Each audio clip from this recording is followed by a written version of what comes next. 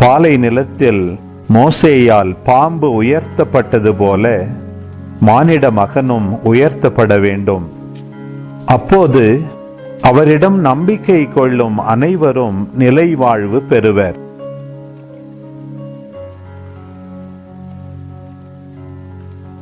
தம் ஒரே மகன் மீது நம்பிக்கை கொள்ளும் எவரும் அழியாமல் நிலைவாழ்வு பெறும் பொருட்டு அந்த மகனையே அளிக்கும் அளவுக்கு கடவுள் உலகின் மேல் அன்பு கூர்ந்தார்.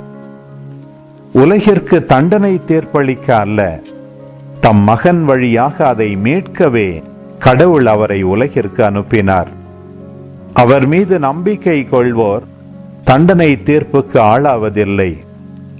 ஆனால் நம்பிக்கை கொள்ளாதோர் ஏற்கனவே தீர்ப்பு பெற்றுவிட்டனர். ஏனெனில் அவர்கள் கடவுளின் ஒரே மகனிடம் நம்பிக்கை கொள்ளவில்லை. ஒளி உலகிற்கு வந்திருந்தும் தம் செயல்கள் தீயனவாயிருந்ததால் மனிதர் ஒளியை விட இருளையே விரும்பினர். இதில்தான் அவர்களுக்கு எதிரான தண்டனை தீர்ப்பு அடங்கியுள்ளது.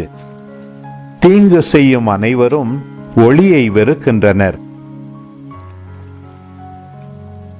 தங்கள் தீச்செயல்கள் வெளியாகிவிடும் என அஞ்சி அவர்கள் ஒளியிடம் வருவதில்லை.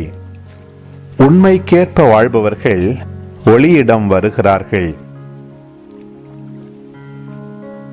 இதனால் அவர்கள் செய்யும் அனைத்தையும் கடவுளோடு இணைந்தே செய்கிறார்கள் என்பது வெளியாகும்.